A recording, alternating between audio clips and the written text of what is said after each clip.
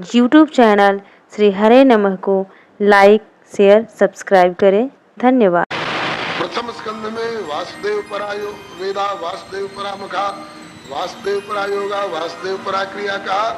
और यहाँ उन्हीं का नारायण नाम ले रहे हैं। नारायण परा वेदा देवा नारायण अंगजा, नारायण परालोका, नारायण परामखा, नारायण परो योगो, नारायण परम तप, नारायण परम ज्ञानम, नारायण परागति। उन्हीं के संबंध में वही हमारे सर्वोपरि प्रभु हैं, हमारे और तुम्हारे सबके।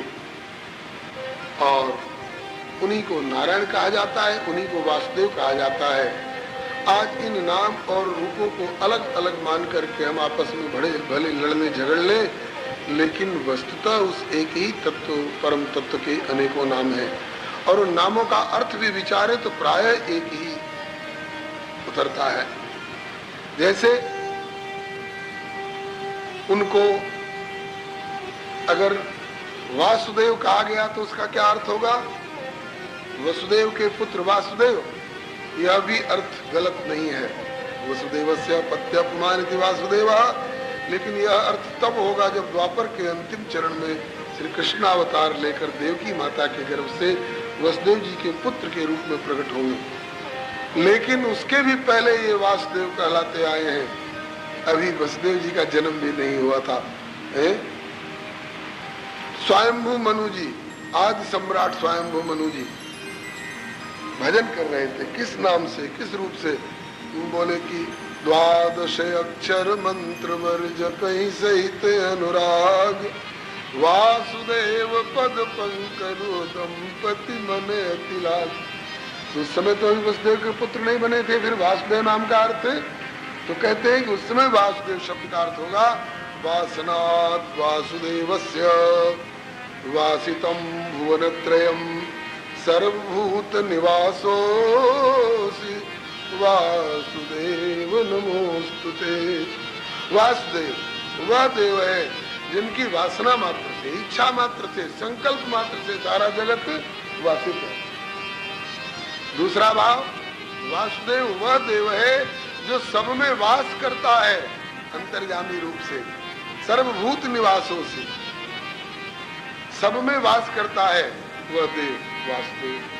अथवा जो अपने विराट स्वरूप के रोम रोमगत कोटि कोटि ब्रह्मांडों में अनंत प्राणियों को वास देता है, वो सब में वास करता है अंतर्यामी रूप से अणोरणीयान होकर के।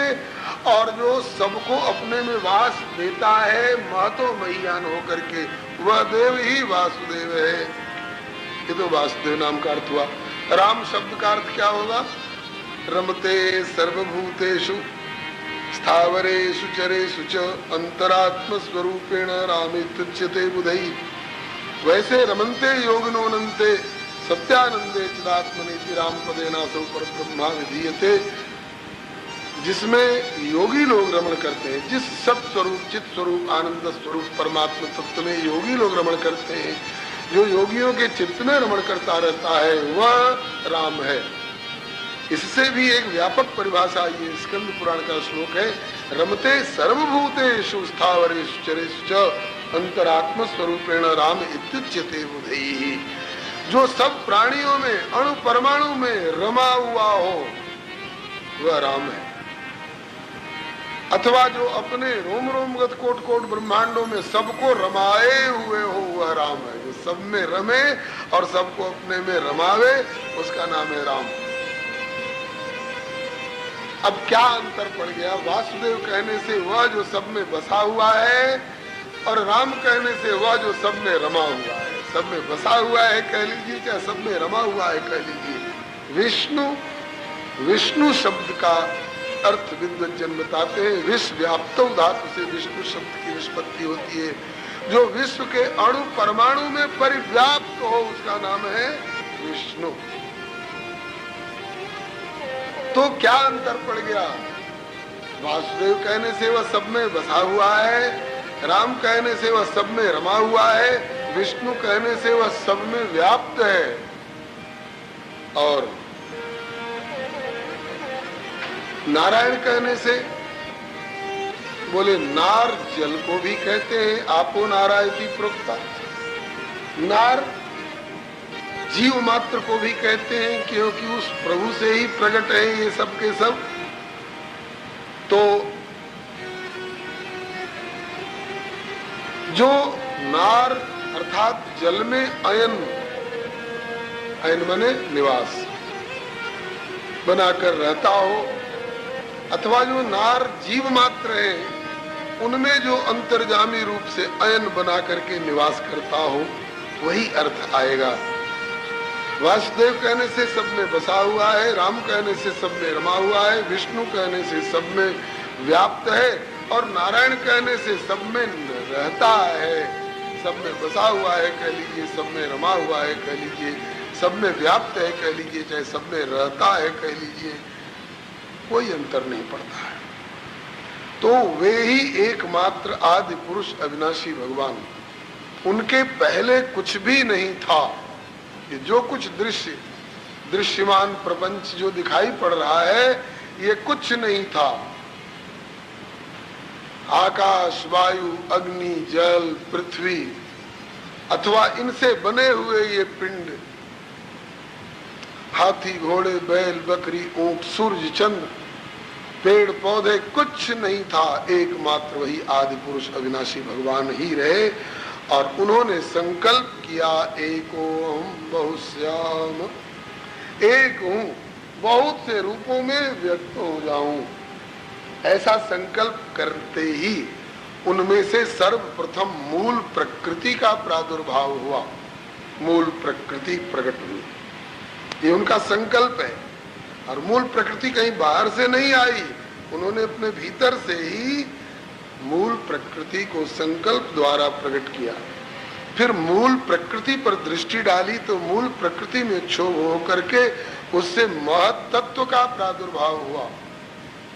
महत तत्व देखने में नहीं आता है, लेकिन बड़ा जोरदार तत्व है।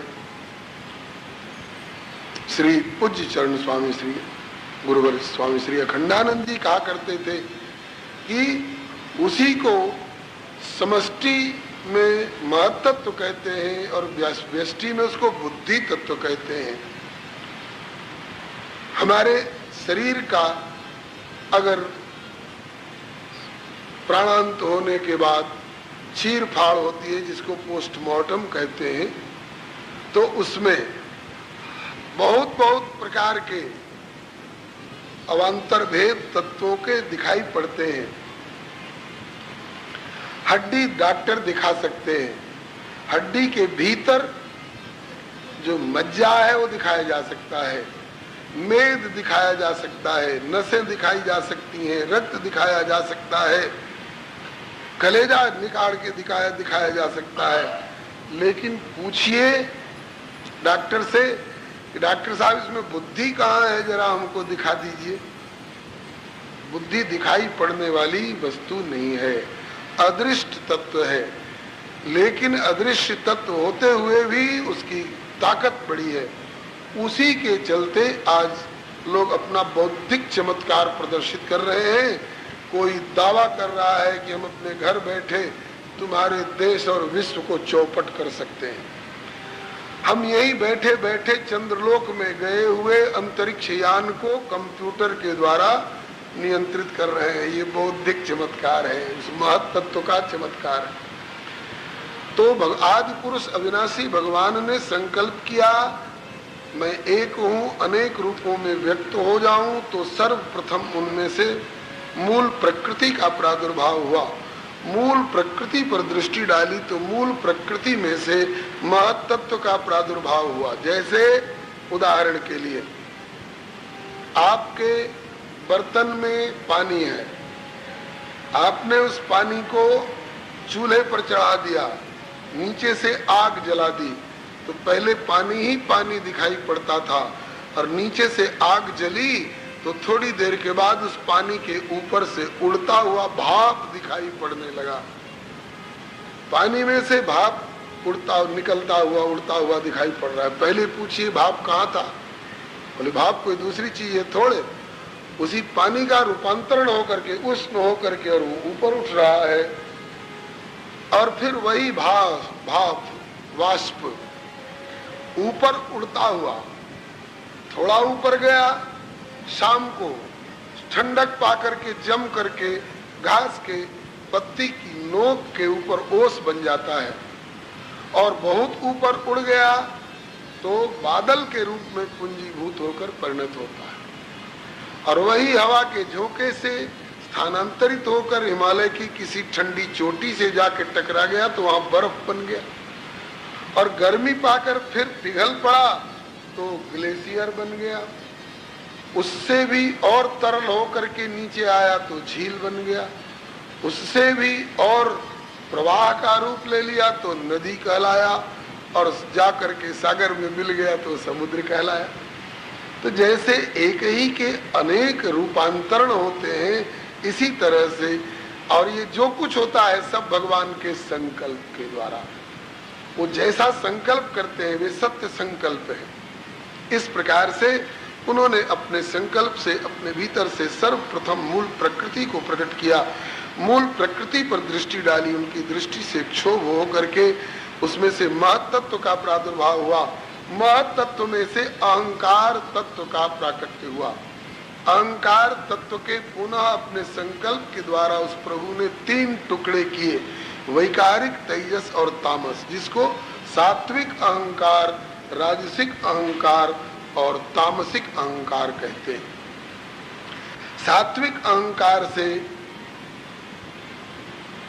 10 इंद्रियाधिष्ठात्री देवता और 11वां मन का प्रादुर्भाव हुआ। इंद्रियाधिष्ठात्र देवता और मन ये सात्विक अहंकार से प्रकट होते हैं, और राजसिक अहंकार से 5 कर्मेंद्री और 5 ज्ञानेंद्री प्रकट हुई। तामसिक अहंकार से सर्वप्रथम आकाश तत्व प्रकट हुआ, जिसका निजी गुण है शब्द, और आकाश तत्व से वायु तत्व का प्रादुर्भाव हुआ, जिसका निजी गुण है स्पर्श। वायु तत्व से तेजस तत्व, अग्नि तत्व का प्रादुर्भाव हुआ, जिसका निजी गुण है रूप, और तेजस तत्व से फिर जल तत्व का प्रादुर्भाव हुआ, जिसका निजी गुण है रस, और जल से पृथ्वी तत्व का प्रादुर्भाव हुआ, जिसका निजी गुण है गंध। इस प्रकार से 5 महाभूत और 5 तन्मात्राएं प्रकट हुई। 5 महाभूत क्षित जल पावक गगन समीरा, 5 रचित यह अधम शरीरा। इस अर्धाली में नाम तो 5 का आ गया है, लेकिन क्रम नहीं है।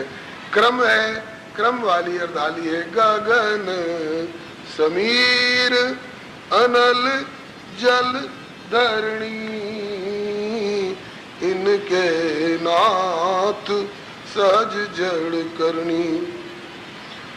तो ये दीर्घ काल तक निश्चेष्ट पड़े रहे, निश्चेष्ट पड़े रहे। कैसे? जैसे हम आप अपने घर की किसी अलमारी के अनेकों दराज में अनेकों बर्तन धर करके, और प्रत्येक बर्तन में एक एक पदार्थ अलग अलग रख देते हैं।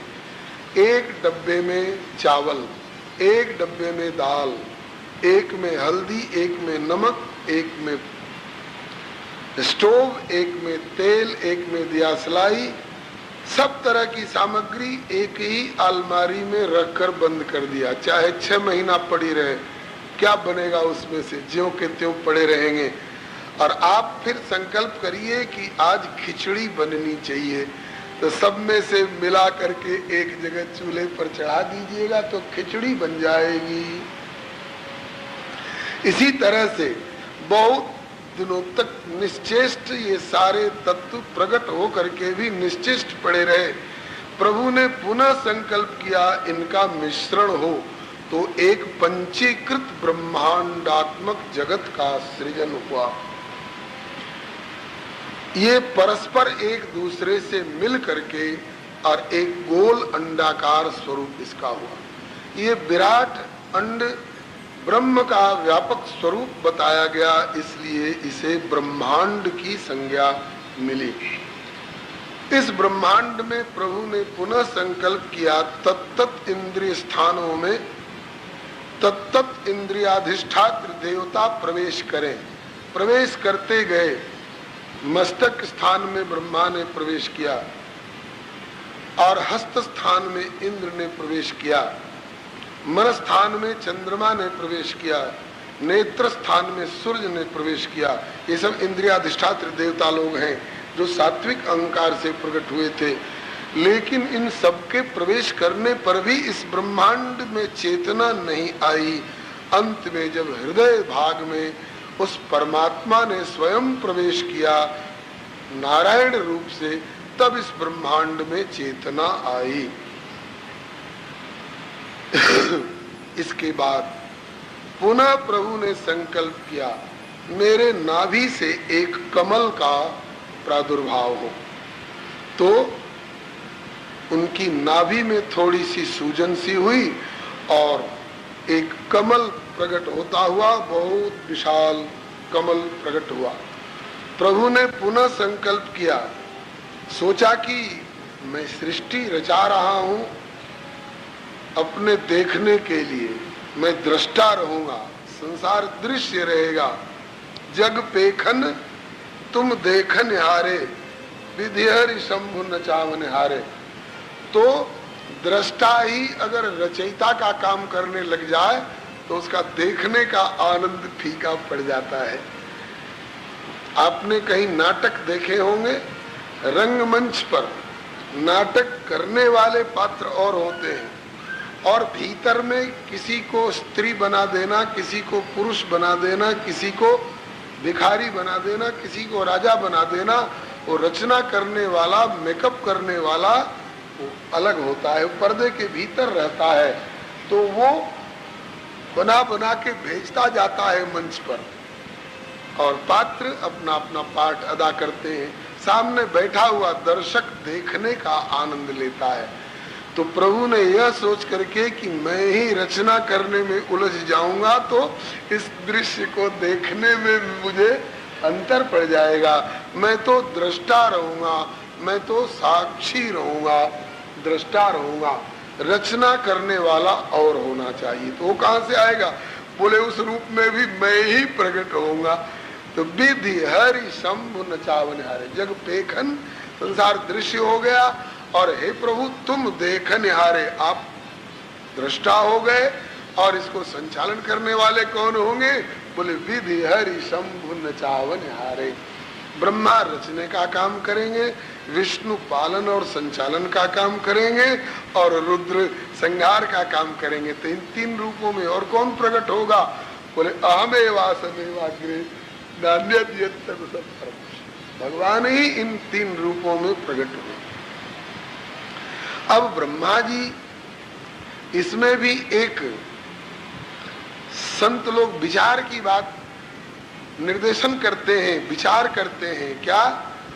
बोले रचना करने वाले ब्रह्मा का प्रादुर्भाव बाद में होता है, पालन करने वाले विष्णु भगवान पहले प्रकट होते हैं।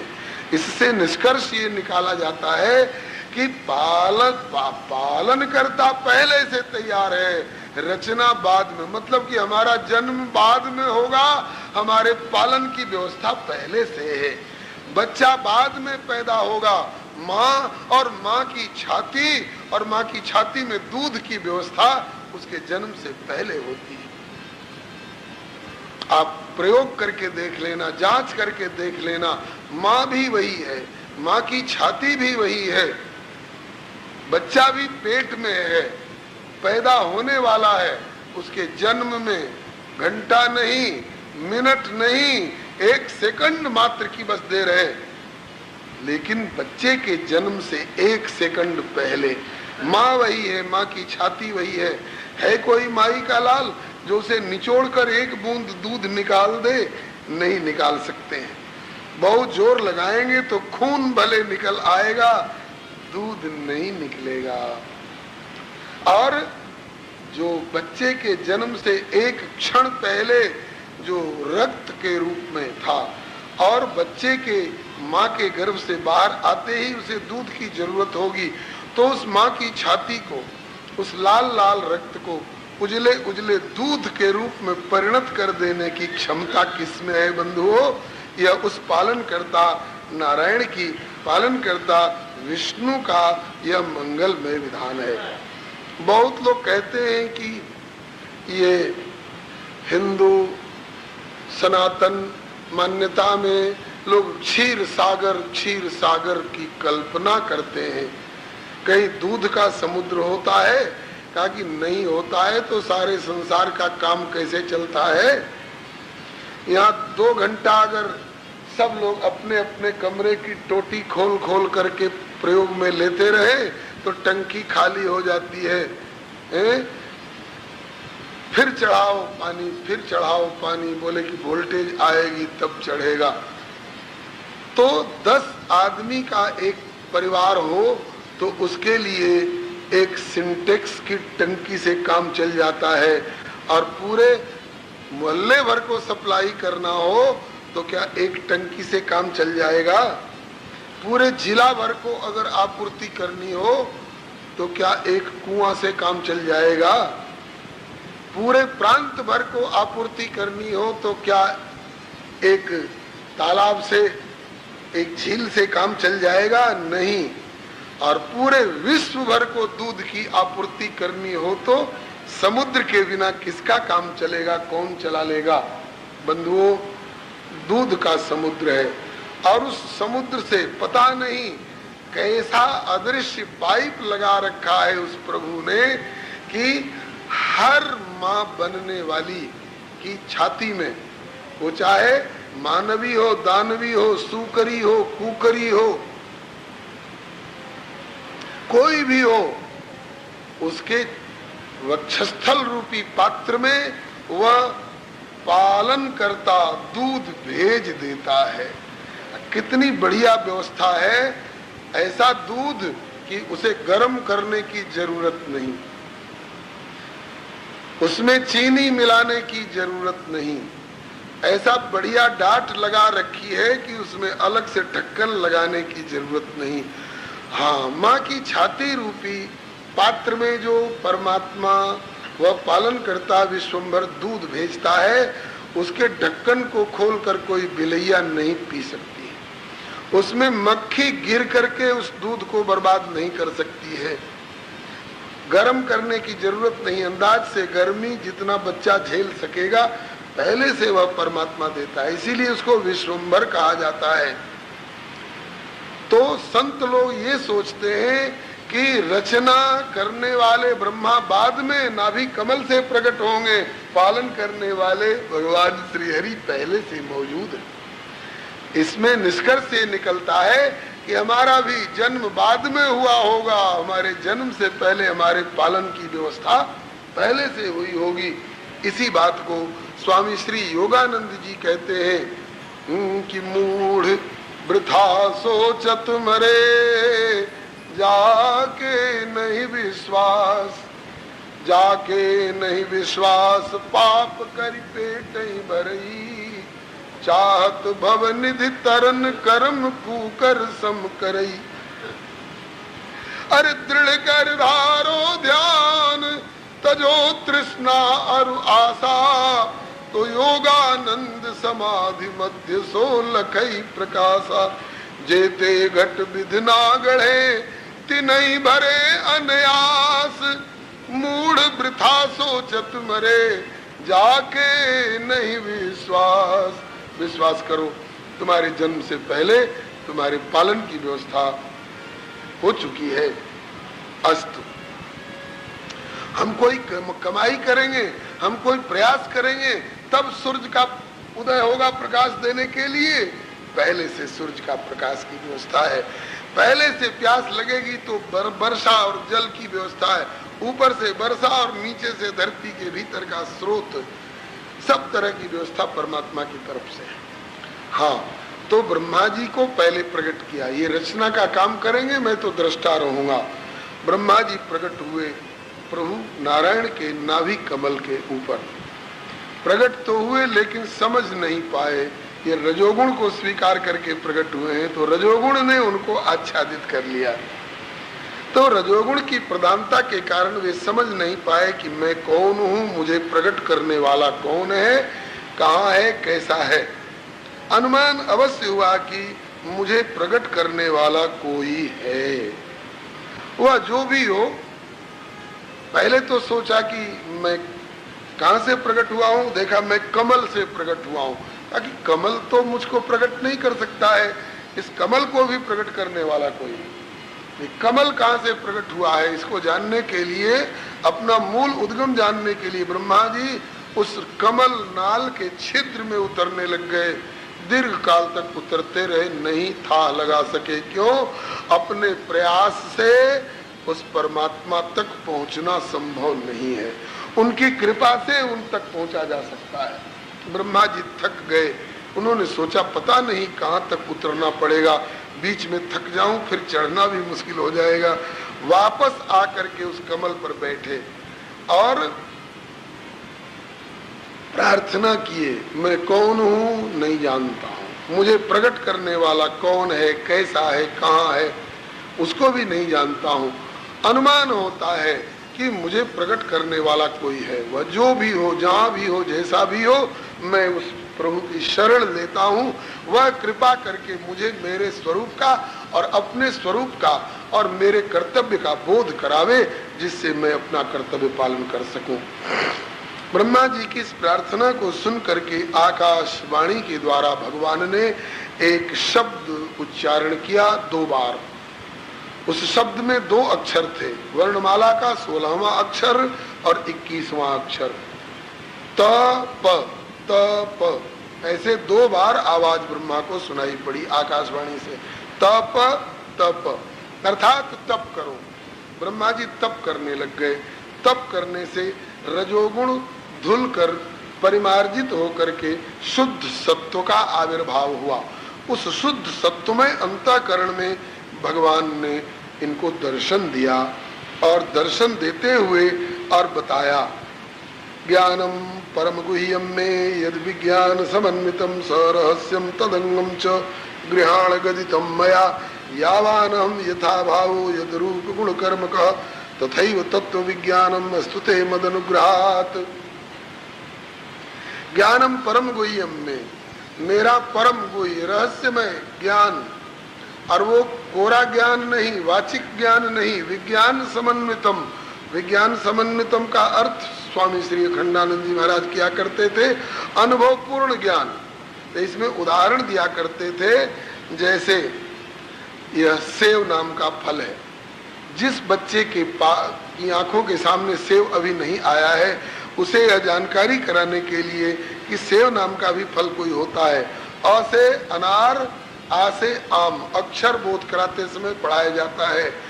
तो अ से अनार कह दिया, आ से आम कह तो दिया, लेकिन अनार कैसा होता है, आम कैसा होता है, बच्चे को क्या पता। तो उसको बोध कराने के लिए आम की आकृति चित्र भी बनाया जाता है, अनार की आकृति चित्र भी बनाया जाता है। तो इससे उस बच्चे को यह बोध इतना हुआ, जानकारी हासिल हुई कि अनार और आम नाम का पदार्थ ऐसा ही आकृति वाला होता है। तो आम का और अनार का ज्ञान तो हो गया उसको, लेकिन जब तक प्रैक्टिकल में आम और अनार उसकी आंखों के सामने न आवे और उसका आस्वादन न करे, तब तक आम का ज्ञान तो उसको है, लेकिन आम का विज्ञान नहीं है। वाक्य ज्ञान अत्यंत निपुण बहु पार न पावे कोई, निष्गृह मध्य दीप की बातन तम निवृत्त नहीं होई। तो इस तरह से आज भगवान कह रहे हैं कि हे ब्रह्मा, तुम ब्रह्मा हो, तुमको प्रकट करने वाला मैं हूं। मैं अपना ज्ञान, और ज्ञान ही नहीं विज्ञान समन्वित ज्ञान दे रहा हूं। मेरा अनुभव भी तुमको होगा, केवल वाचिक जानकारी नहीं, मैं अपना अनुभव भी तुमको करा रहा हूं। और सरहस्यम, रहस्य के साथ साथ प्रदान करूंगा अपना ज्ञान और विज्ञान, जानकारी और अनुभव। ज्ञान और विज्ञान के को दूसरे शब्दों में जानकारी और अनुभव कहा जाए। और सरहस्यम का अर्थ श्री श्रीधर स्वामी जी ने किया है, भगवान का परम रहस्य उनकी भक्ति है। बहुत छिपा करके रखते हैं भक्ति को, और पदार्थ दे देते हैं, मुक्ति तक दे देते हैं। मुक्तिम ददाति करहिचित मना भक्ति योगम, भक्ति योग को छिपा करके रखते हैं। प्रभु का देन सकल सुख सही, किंतु भगति आपनी देन न कही। सरहस्यम का अर्थ श्री श्रीधर स्वामी जी ने कहा है, भक्ति सहित ज्ञान आपको दूंगा। और तदंगम, उस भक्ति के अंग जो है ना, नवधा भक्ति इत्यादि का जो अंग है, ये समस्त के सहित मैं आपको प्रदान कर रहा हूँ। मेरे द्वारा कहा जा रहा है, इसको आप ग्रहण करो। मैं जैसा हूँ, जितना हूँ, जैसे भाव रूप गुण कर्म वाला हूँ, सबका विज्ञान आपको प्राप्त होगा। कैसे? आपकी क्षमता से नहीं, आपके साधन से नहीं, बल्कि तथैव तत्व विज्ञानम वस्तुते मत अनुग्रहात्, मेरे अनुग्रह से। भगवान ने अपने अनुग्रह से आपको ये जानकारी होगी, ऐसा कहते हुए यूट्यूब चैनल श्री हरे नमः को लाइक, शेयर, सब्सक्राइब करें। धन्यवाद। चतुश्लोकी मूल भागवत कहते हैं, जिसकी चर्चा अब तक आप सुनते आए कि भगवान नारायण ने ब्रह्मा को दिया, ब्रह्मा जी ने अपने पुत्र नारद को दिया, नारद जी ने वेद व्यास को दिया।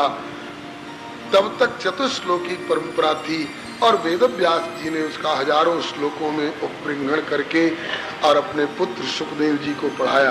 तो वह जो चतुश्लोकी भागवत की चर्चा हो रही थी, वो अब प्रसंग आ गया है।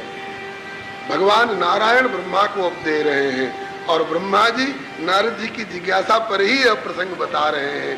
और फिर नारद जी वेद व्यास जी को कैसे दिए, यह प्रसंग आप प्रथम स्कंध में सुन चुके हैं। चतुश्लोकी भागवत का प्रथम श्लोक है। भगवान कहते हैं, अभी जो 2 श्लोक आपने सुना, ज्ञानम परम गुह्यम से लेकर के तथैव तत्व विज्ञानम वस्तुते मद अनुग्रहात्, इस चतुश्लोकी भागवत की भूमिका है, चेतावनी है, पहले समझा है और उसके बाद अब दे रहे हैं वह ज्ञान और विज्ञान। क्या बोले? अहमेवासमेवाग्रे नान्यत् यत् सदसत् परम पश्चादहम यदि तच्च यो वशिष्येत सोऽस्म्यहम्। यह जो कुछ दिखाई पड़ रहा है कार्य रूप जगत, अथवा जो नहीं दिखाई पड़ रहा है कारण रूप जगत, ये सब कुछ, इसमें से कुछ भी नहीं था, मैं ही एकमात्र था। पहले अहम एव अग्रे आसम, पहले मैं ही था। किसके पहले? सृष्टि रचना के पहले। सृष्टि रचना का जो मूल सूत्र है, एकोहम बहुश्याम, ऐसा जो मैंने संकल्प किया, उसके पहले मात्र मैं ही था और कोई नहीं था, कुछ नहीं था। तामेवासमेवाग्रे नान्यत् यत् सद सत परम, सत अथवा असत, कार्य रूप जगत अथवा कारण रूप जगत, ये कुछ नहीं था। और पश्चात अहम, मैंने जो संकल्प किया, एको हम बहुश्याम, इस संकल्प के बाद इसका जो क्रियान्वयन हुआ और जगत का सृजन हुआ, तो पश्चात अहम, बाद में भी इस विविध वैचित्री वाले पंचीकृत ब्रह्मांडात्मक जगत के रूप में भी मैं ही विद्यमान हूँ। दूसरा कहाँ से आएगा? मैं ही इस विभिन्न रूपों में विद्यमान हूँ।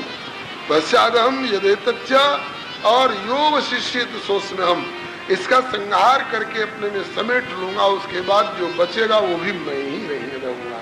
इसका मतलब कि मैं ही पहले भी था, मैं ही अब भी इन विभिन्न रूपों में प्रतिभासित हो रहा हूँ और मैं ही इस सबको समेट लेने के बाद अंत में बचूंगा, मैं ही रहूंगा। इसका मतलब कि मैं पहले से था, अब भी हूँ और आगे भी सदा रहूंगा। पहले श्लोक में अपने स्वरूप का ज्ञान दिया, दूसरे श्लोक में जिस माया को इशारा करके जिसके द्वारा ये कार्य कराते हैं प्रभु, उस माया का स्वरूप वर्णन करते हैं। ऋतेर्थम यत् प्रतीयेत न प्रतीयेत चात्मनि तद्विद्यादात्मनो मायाम यथा भासो यथा तमः।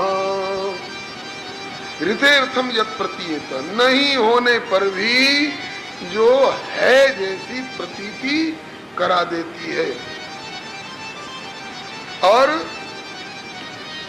है किंतु नहीं है का उसमें भ्रम करा देने वाली, यही ये माया की वृत्ति है। कैसे? तो उदाहरण देते हैं, यथा भासो यथा तमः, जैसे आभास और तम। तो आभास में श्री श्रीधर स्वामी जी ने उदाहरण दिया है, चंद्रमा दो नहीं है, चंद्रमा एक है, लेकिन दो चंद्रमा का आभास होने लग जाता है। कब? अपने आंख की पुतली के एक कोने में थोड़ी सी उंगली यूं धसा करके देखिए तो दो चंद्रमा का आभास होने लग जाता है। इसी का बात को गोस्वामी श्री तुलसीदास जी ने चौपाई में लिखा, चितव जो लोचन अंगुली लाए, तो प्रगट जुगल शसित ही के भाए। दो चंद्रमा नहीं होने पर भी दो चंद्रमा का आभास करा देना, ये माया की वृत्ति है। और है और उसमें नहीं है का भाव करा देना, ये भी माया की वृत्ति है। तो इसके लिए उदाहरण देते हैं, यथा तमः, घोर तमोगुणी असुर राहु, ग्रह के रूप में नवग्रहों में एक है आकाश में, गगन मंडल में है, लेकिन होते हुए भी दिखाई नहीं पड़ता है। सूरज दिखते हैं, चंद्र दिखते हैं, बृहस्पति तारा दिखता है, शुक्र तारा दिखता है, लेकिन राहु नहीं दिखता है। होने पर भी नहीं दिखता है। लेकिन अनुभव कब होता है? जब वह आकर सूरज अथवा चंद्रमा के आगे अड़ जाता है, सूरज ग्रहण अथवा चंद्र ग्रहण के समय में, तब अनुभव में आता है कि अरे ये आया राहु, ये पड़ी उसकी छाया और ये कटा हुआ सूरज के बिंब में और चंद्रमा के बिंब में, तब पता चलता है। तो इस तरह से है में नहीं है का भाव करा देना और नहीं है में है का भाव, सत में असत का भाव करा देना, असत में सत का भाव करा देना,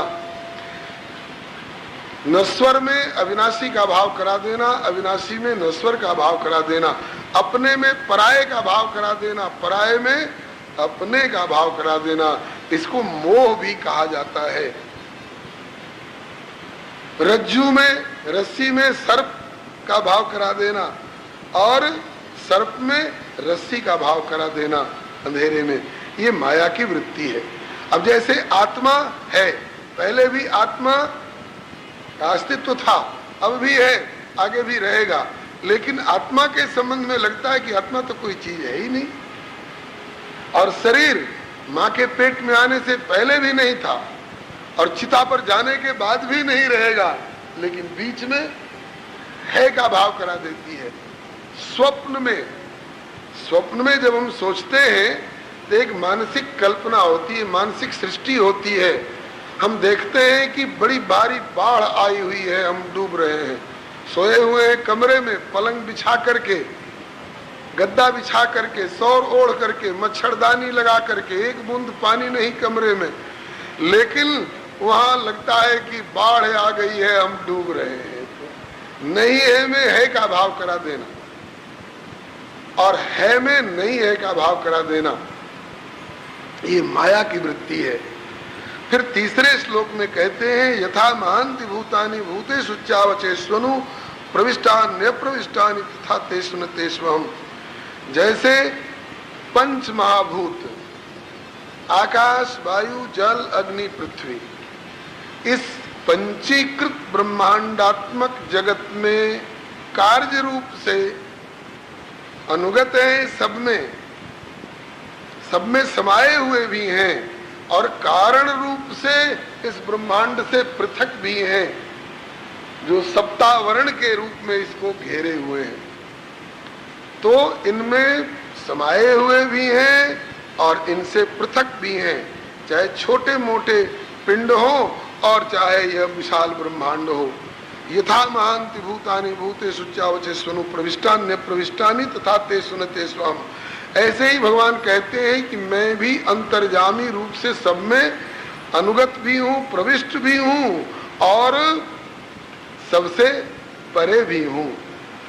सूर्य नारायण का उदाहरण लेकर के आप समझिए। 12 बजे दिन में आपसे पूछा जाए सूर्य नारायण कहाँ है, आप कहेंगे सुकताल में। उसी समय ट्रंक कॉल करके, टेलीफोन करके कलकत्ता वालों से पूछिए कि सूर्य नारायण कहाँ है, तो कलकत्ता वाले कहेंगे कि कलकत्ता में है। बंबई वालों से पूछिए तो बंबई वाले कहेंगे बंबई में है। एक शहर के अलग अलग मोहल्ले वालों से पूछिए तो सब मोहल्ले वाले कहेंगे कि हमारे मोहल्ले में है। एक मोहल्ले के हर आंगन वालों से पूछिए कि सूर्य किसके आंगन में है, तो हर आंगन वाले 12 बजे दिन में दावा करेंगे कि मेरे आंगन में है। एक आंगन में सैकड़ों घड़ों में, सैकड़ों बर्तन में जल रख करके और कहिए कि अपने अपने बर्तन में झांक करके देखो सूर्य नारायण किसके बर्तन में है, हर व्यक्ति दावा करेगा कि मेरे बर्तन में। तो इससे लगता है कि सूर्य नारायण सबके नगर में भी है, सबके मोहल्ले में भी है, सबके आंगन में भी है, सबके पात्र में भी है। और सबके पात्र ही में नहीं, चक्षुर इंद्रियाधिष्ठात्र देवता के रूप में सबके नेत्र की पुतली के भीतर भी है।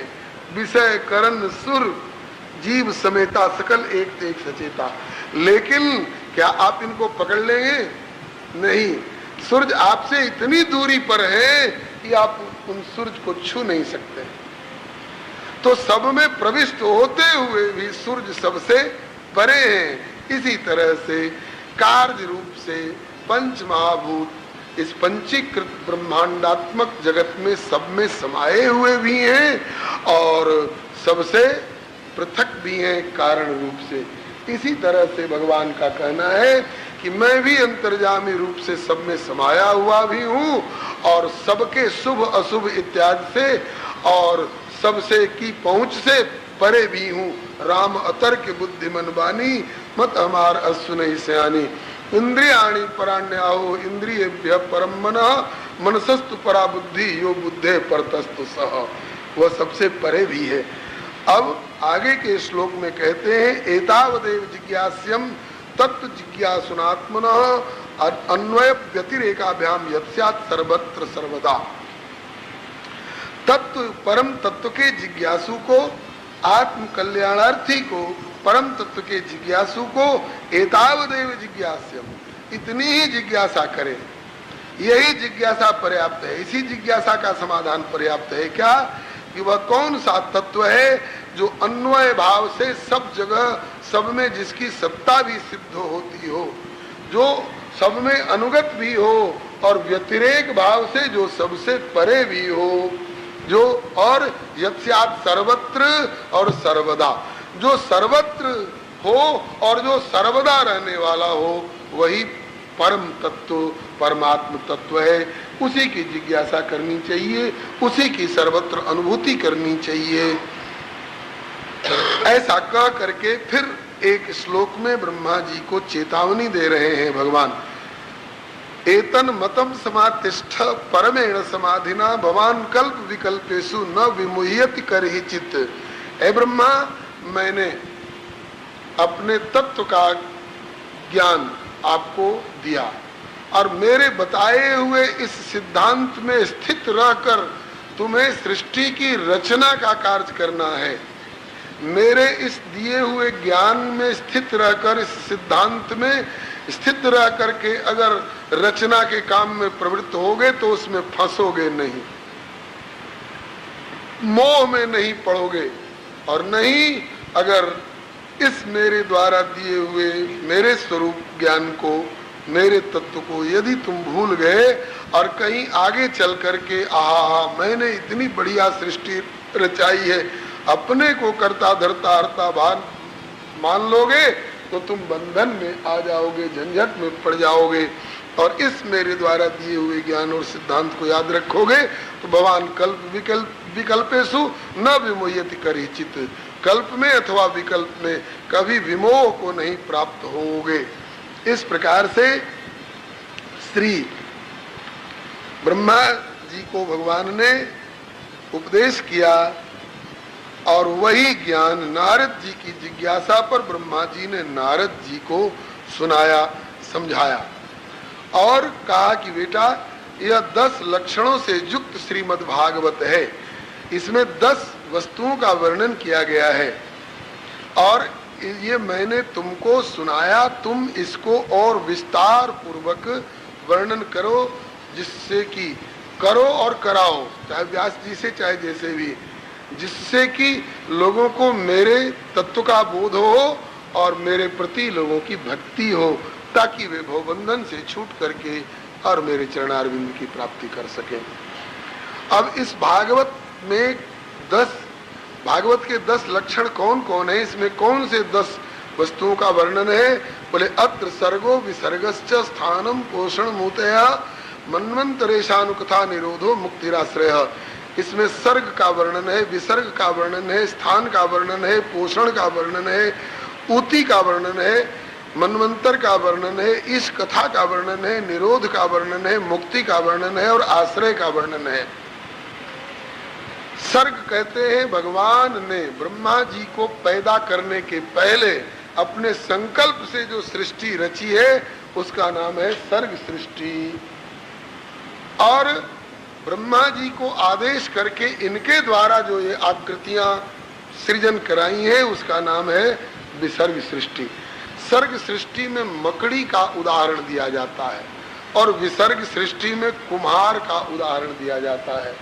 मकड़ी खूब सुंदर कलात्मक बारीक धागा जाला बुनती है, बहुत बारीक रेशे से जाल बुनती है मकड़ी। देखे होंगे आप लोगों ने खटकोण अष्टकोण और बड़ा कलात्मक जाला, आदमी ऐसा नहीं बुन सकता है।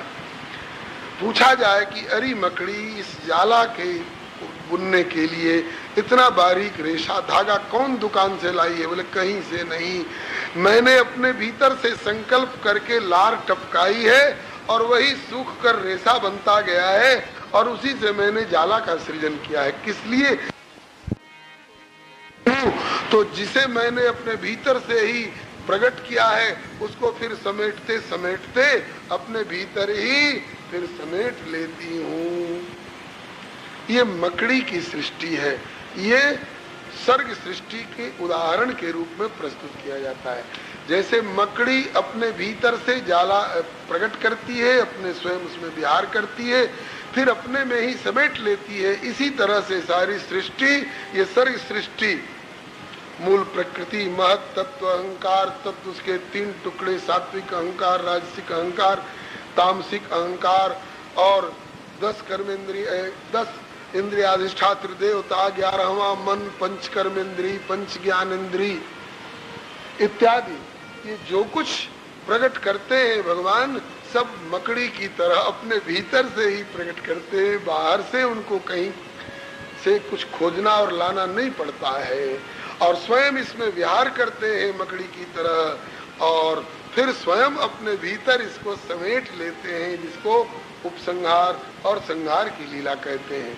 तो सर्ग सृष्टि भगवान के द्वारा रची हुई उनके संकल्प से, इसमें मकड़ी का उदाहरण दिया गया। और विसर्ग सृष्टि में कुम्हार का उदाहरण दिया जाता है।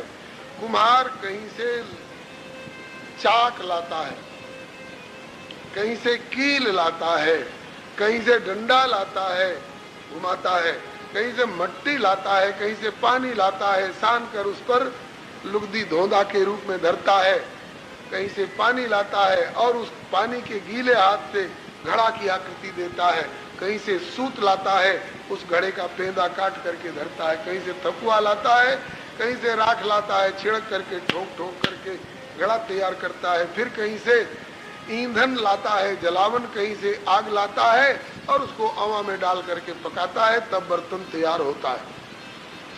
कुम्हार से कह दीजिए कि न तुमको मट्टी दी जाएगी, न पानी दिया जाएगा, न चाक दिया जाएगा, न डंडा दिया जाएगा, न सूत दिया जाएगा, न तुमको जलावन दिया जाएगा, न आग दी जाएगी। तुमको चौड़े आकाश में एक जगह स्थित कर दिया जाता है, तुम मट्टी पैदा कर लो, तुम पानी पैदा कर लो, तुम आग पैदा कर लो, तुम चाक पैदा कर लो, तुम डंडा पैदा कर लो और बर्तन बना दो, वो असमर्थ हो जाएगा। तो मकड़ी वाले उदाहरण में और कुम्हार वाले उदाहरण में ही अंतर है। मकड़ी अपने भीतर से कुछ प्रकट करती है और उसके द्वारा जाला बुनती है, कुम्हार ऐसा नहीं कर सकता है, अपने भीतर से कुछ नहीं प्रकट कर सकता है। पहले से जो प्रकट है उसी में से थोड़ा मिट्टी में से, थोड़ा पानी में से, थोड़ा पत्थर में से, थोड़ा लकड़ी में से, थोड़ा आग में से ले करके और बर्तन की आकृति देता है। एक बार बादशाह अकबर ने अपने दरबार में एक प्रश्न रखा। सड़सी, जिससे गरम गरम चीज पकड़ी जाती है ताकि हाथ न जले, न्याई, जिस पर धर करके गरम लोहा पीटा जाता है, और हथौड़ी, जिससे पीटने का और कुछ निर्माण करने का काम किया जाता है। बोले कि अकबर पूछे कि फक्कड़ा तीन बात अड़ी, सड़सी, न्याई और हथौड़ी, इनमें पहले कौन गढ़ी? पहले न्याई बनी कि पहले हथौड़ी बनी कि पहले सड़सी बनी? बोले पहले हथौड़ी बनी। तो हथौड़ी पहले बनी तो उसका चौकोर आकार कैसे दिया गया बिना पीटे और बिना गरम किए, बिना सड़सी से पकड़े? और न्याय नहीं थी तो किस चीज पर धर करके हथौड़ी को पीट कर आकृति दी गई? और पहले सड़सी रही होगी तब न उस गरम लोहा को पकड़ करके और यूं यूं किया गया होगा। कोई कुछ कहे, कोई कुछ कहे, किसी की बात किसी ने नहीं मानी। एक की बात दूसरा, दूसरे की बात तीसरा काटता गया। एक संत विराजमान थे कि देखें जब सब लोग अपना अपना विचार दे लेंगे तब मैं जो यथार्थ सौतुक बात है वो कहूंगा। जब कुछ निश्चय नहीं हो पाया तब संत बोले कि अगर आप लोग चाहे तो मैं इसका समाधान दे दूं, शास्त्र के आधार पर, संत सदगुरु के अनुभव के आधार पर। हाँ बताइए। बोले कि आगे पीछे सो करे जो बलहीना होए, समर्थ मेरा साइया वाके संकल्प ते सब कुछ होए। हमारा स्वामी समर्थ है, वह संकल्प करे कि एक बड़ा कठोर लोहे का आकार, लोहे का चौकोर आकार की न्याय प्रकट हो जाए, बिना किसी ठोका ठाकी के, बिना किसी खान और खनिज के न्याय प्रकट हो सकती है। वो संकल्प करे कि एक चौकोर बेट वाली हथौड़ी प्रकट हो जाए, जैसी आकृति की वो कल्पना करेगा, संकल्प करेगा, वैसा ही हथौड़ी को प्रकट होना पड़ेगा। वो टेढ़ी मेढ़ी पकड़ने वाली पेचदार सड़सी की अगर भावना करेगा, संकल्प करेगा, तो वैसी सड़सी बिना ठोक ठाक के अपने आप प्रकट हो जाएगी। हम लोग जमीन में बीज डाल करके पौधा उत्पन्न करते हैं, उसमें फिर फूल और फल इत्यादि लगते हैं। हम में से किसी से कहा जाए कि जमीन पैदा कर लो, बीज निर्माण कर लो और सिंचाई के लिए जल कहीं से निर्माण कर लो, कोई कहेंगे कि हम तो ऑक्सीजन और हाइड्रोजन इतना इतना प्रोपोर्शन में मिलाकर पानी बना लेते हैं। तो कहते हैं कि हाइड्रोजन कहाँ से लाओगे, ऑक्सीजन कहाँ से लाओगे? जो कुछ कोई करेगा विसर्ग सृष्टि में, उस परमात्मा के द्वारा प्रकट किए हुए सर्ग सृष्टि के ही तत्वों को लेकर के और विसर्ग सृष्टि में मिलावट करके कुछ निर्माण कर सकता है। सर्ग सृष्टि परमात्मा के द्वारा और विसर्ग सृष्टि ब्रह्मा के द्वारा। तो इसमें सर्ग सृष्टि का वर्णन है, विसर्ग सृष्टि का वर्णन है, स्थान का वर्णन है, सब बना दिया जाए। ठहरेगा कहाँ? आकाश में? बोले उसके लिए स्थान चाहिए।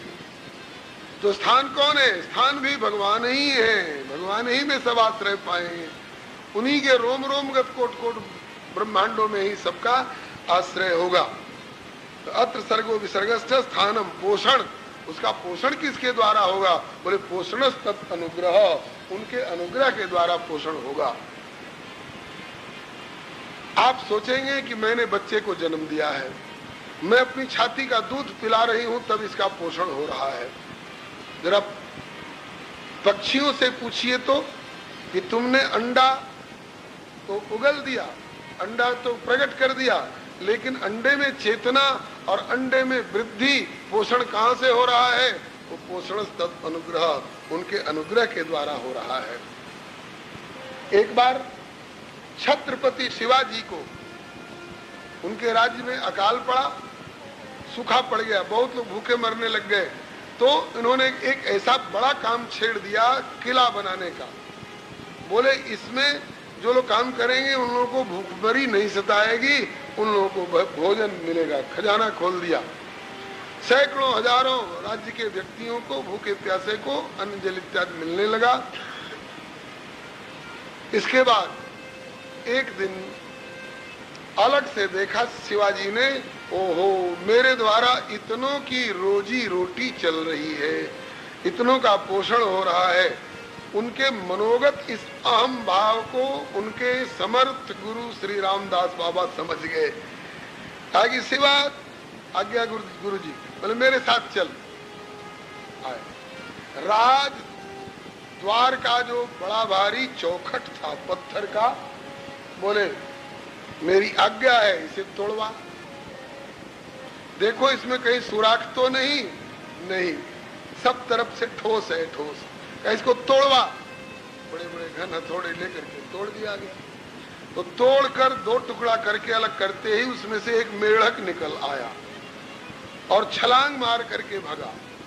और मेढक का स्वभाव होता है जब छलांग मारता है तो वो लघुशंका करता हुआ भागता है। तो वो लघुशंका किया और छलांग मार के भगा और इनके ऊपर छींट पड़ गई। कहा कि शिवा, हाँ गुरुदेव। बोले ये कौन है? कहा कि मेढक है गुरुदेव। बोले कहाँ से निकला है? बोले इस पत्थर के भीतर से निकला है। अच्छा, तो ये क्या ही बिखेरता जा रहा है? बोले जल का अंश है, बिखेरता जा रहा है। बोले इस पत्थर के भीतर तुमने कभी पानी भेजा था क्या? इसको पानी किसने पहुंचाया? इस पत्थर के भीतर। अभी भी जो तालाब सूख जाते हैं, दरार फट जाते हैं, उन तालाब के भीतर 6-6 महीना 8-8 महीना मेढक पड़े रहते हैं। और वर्षा होते ही वेद पढ़े जन बट समुदायी, पीले पीले ऐसे ऐसे मेढक आषाढ़ की पहली वर्षा में प्रकट होकर के, जिसमें एकदम सूखा दरार फटी हुई थी और आज पानी वर्षा और किनारे किनारे पीले पीले मेढक निकल करके और ऐसा राग अलापते हैं। गोस्वामी जी ने लिखा है कि दादुर धुनि चहु दिशा सुहाई, वेद पढ़ई जनु बट समुदाय। तो कहा कि इस धरती में गड़े हुए सूखे और दरार फटे हुए के भीतर कौन इसको इतने दिन तक जीवित रखने के लिए खाना खुराक और पानी दे रहा था? बहुत लोग कहते हैं कि मेढक की उन दिनों में खेचरी मुद्रा सिद्ध होती है। बोलो भक्तवत्सल भगवान की। श्री शिवाजी समझ गए कि मैंने जो अहम किया कि मेरे द्वारा इतनों की रोजी रोटी चल रही है, इस अहंकार को निवृत्त कराने के लिए गुरुजी ने ये लीला रचाई है। नहीं तो ये राजद्वार का चौखट तोड़वाने का क्या मतलब था? यही बताने के लिए कि बेटा ये अहंकार मत कर कि मैं इतने लोगों को रोजी रोटी दे रहा हूँ। सबको रोजी रोटी देने वाला तू नहीं है, सबको रोजी रोटी देने वाला वह विश्वम्भर है, परमात्मा है। अजगर करे न चाकरी, पंछी करे न काम, दास मलूका कहे कि सबके दाता राम। तो इस भागवत में सर्ग वर्णन है, विसर्ग वर्णन है, स्थान वर्णन है, पोषण वर्णन है। और उतया कर्म वासना, जीव की जो कर्म वासनाएं होती है ना कि जरा यह कर लें, जरा वह कर लें, और फिर जरा ब्याह कर लें और बेटा खिला लें और उसके बाद पोता खिला लें और पर पोता खिला लें। तो अनेक प्रकार की वासनाएं जो उठती जाती हैं, इन्हीं को ऊती कहा गया है। ये माया की वृत्ति के कारण होती है, जिससे कि सृष्टि का ये अपने आप ऑटोमेटिक ये क्रम चलता रहता है। ऊतया कर्म वासना। मनवंतर का वर्णन है। मनवंतर समय का एक विभाग है जिसका वर्णन आप 8वें स्कंद में सुनेंगे। ईश कथा, जिसमें भगवान की और भगवान से संपृक्त उनके निकटतम व्यक्तित्वों की, भक्तों की और भगवान की चर्चा विशेष रूप से होती है। ये मनवंतर ईश कथा। और निरोधा, चित्त वृत्ति का सब तरफ से निरोध करके परमात्मा में लगा देना, इसको निरोध कहते हैं। और मुक्ति का वर्णन है। सब प्रकार की उपाधियों से रहित हो करके और अपने शुद्ध स्वरूप को प्राप्त करना ये मुक्ति है। और आश्रय, दसम तत्व जो है आश्रय तत्व है, समस्त का आश्रय। ये सर्ग हो चाहे विसर्ग हो, स्थान हो, पोषण हो, उति हो, मनवंतर, इस कथा, निरोध इत्यादि सबका आश्रय एकमात्र भगवान है। तो वह आश्रय तत्व जो दसम तत्व है उसी का प्रतिपादन करने के लिए इन पहले वाले नवों का वर्णन किया जाता है। दशमस्य विशुद्ध्यर्थम नवानाम यह लक्षणम। इस प्रकार से आप अब तक दूसरे स्कंद की कथा सुन रहे थे। अब तीसरे स्कंद में अब तक सर्ग सृष्टि का वर्णन हुआ, अभी विसर्ग सृष्टि का वर्णन नहीं हुआ। अब विसर्ग सृष्टि का वर्णन जो है ये तृतीय स्कंद में आप विस्तार इनका सुनेंगे। वैसे आचार्यों ने ये विभाग अलग अलग बांट करके और समझाने का प्रयास किया है कि श्रीमद् भागवत के जो 12 स्कंद हैं इनमें क्रमिक रूप से इन 10 का वर्णन है। प्रारंभ वाला जो है 2 स्कंद, प्रथम स्कंद और द्वितीय स्कंद, यह श्रोता और वक्ता के अधिकार और लक्षण का निरूपण करने वाला है। और तीसरे स्कंद से इन 10 का वर्णन प्रारंभ हुआ। तृतीय स्कंद जो है ये सर्ग सृष्टि का वर्णन है। और चतुर्थ स्कंद जो है वो ब्रह्मा जी के द्वारा रची हुई और इनके द्वारा रचवाई हुई विसर्ग सृष्टि का वर्णन है। और चौथा स्कंद जो है, तीसरा स्कंद सर्ग सृष्टि, चौथा स्कंद विसर्ग सृष्टि, पांचवा जो है वो स्थान, भूगोल, खगोल इत्यादि का वर्णन है। और छठवां जो है पोषण का वर्णन है। सातवां जिसमें हिरण्यकशिपु की वासना उभर करके आती है, हमें ऐसा वरदान चाहिए, ऐसा वरदान चाहिए, न दिन में मरे, न रात में मरे, न घर में मरे, न बाहर मरे, तो कहते हैं कि ये ऊती का वर्णन है। और 8वें में मनवंतर का वर्णन है, 9वें में ईश कथा का वर्णन है, 10वें में निरोध का वर्णन है, 11वें में मुक्ति का वर्णन है और 12वें में भगवान के अंग उपांग आयुध इत्यादि का वो आश्रय तत्व है, उसका वर्णन है। ये क्रम क्रम से आप अभी 6 दिन की और कथा है, उसमें आप क्रम क्रम से सुनते चलेंगे। तो अभी तो श्री परीक्षित जी ने जिज्ञासा की थी, श्री सुखदेव जी ने YouTube चैनल श्री हरे नमः को लाइक, शेयर, सब्सक्राइब करें। धन्यवाद।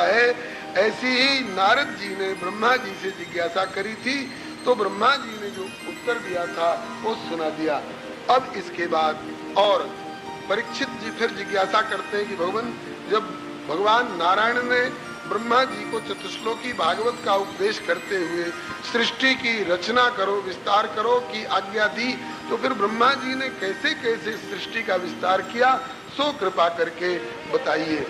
तो अब श्री सुखदेव जी यह कह करके बता रहे हैं कि हे परीक्षित, जैसे तुम सृष्टि के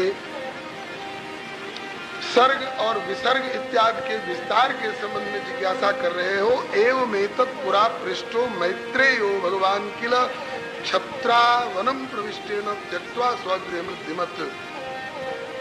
इसी तरह का प्रश्न तुम्हारे पूर्वज श्री विदुर जी ने मैत्रेय ऋषि से किया था, सो प्रसंग में तुमको सुना रहा हूँ। इसमें सृष्टि विस्तार विषय तुम्हारी जिज्ञासा का उत्तर समाधान मिल जाएगा। तब श्री परीक्षित जी पूछते हैं कि महाराज उस विदुर जी और मैत्रेय जी का समागम कहाँ हुआ और कैसे इन्होंने जिज्ञासा की और उन्होंने उत्तर दिया, सो बताइए कृपा करके। तब श्री सुखदेव जी कहने लग गए, एक ही कथा अब समझिए 3 जगह हो रही है। नैमिषारण्य में श्री सूत जी सुना रहे हैं श्री शौनकादिक 88,000 ऋषियों को, सुखताल में श्री सुखदेव जी सुना रहे हैं श्री परीक्षित जी को, और यह कह करके कि अब मैं वह कथा सुना रहा हूं जो हरिद्वार में मैत्रेय ऋषि ने विदुर जी के प्रश्न पर सुनाया था। अब कहाँ संजोग कैसे हुआ सो बताते हैं कि महाभारत युद्ध की तैयारी हो रही थी और विदुर जी यह सोच करके कि अपनी आंखों के सामने अपने वंश का संहार देखना मुझे अभिष्ट नहीं है, इसलिए तीर्थ यात्रा में निकल गए थे। और उस तीर्थ यात्रा में घूमते फिरते काले न तावत यमुना मुपेत्य तत्रोद्धवम भागवतम ददर्श, वे विभिन्न तीर्थों में घूमते फिरते हुए और जब श्री वृंदावन में पहुंचे यमुना जी के किनारे, तो वहां परम भागवत उद्धव जी का दर्शन हुआ। उद्धव जी और श्री विदुर जी ने एक दूसरे को प्रणाम पूर्वक सम्मान दिया और श्री विदुर जी ने जिज्ञासा की, हे उद्धव जी, आप हमारे प्रभु श्याम सुंदर के अत्यंत निकटतम संपर्की रहे हैं, मुझे उनकी लीला सुनाइए, उनका समाचार सुनाइए। तब श्री उद्धव जी ने प्रारंभ की भगवान की लीला का गायन, कैसे भगवान देवकी माता के 8वें गर्भ में आए, कंस के कारागार में प्रकट हुए, प्रकट होते ही और गोकुल को चले गए, वहां जाकर के पूतना, तृणावर्त, अघासुर, बकासुर इत्यादि असुरों का संहार उद्धार करते हुए और ब्रजवासियों को अपनी बाल लीला का सुख देते हुए किस प्रकार से ये 11 वर्ष की अवस्था में, लगभग 11 वर्ष की अवस्था में मथुरा में जाकर के कंस का संहार करके माता पिता वसुदेव देवकी की बंदी छुड़ाए और उग्रसेन जी को राज सिंहासन पर विराजमान करा करके और अपना उपनयन संस्कार करा करके और सांदीपनी गुरु के यहाँ अवंतीपुरी उज्जैन में विद्या अध्ययन के लिए गए। वहां से लौट करके आए तो जरासंध से 17 बार युद्ध हुआ।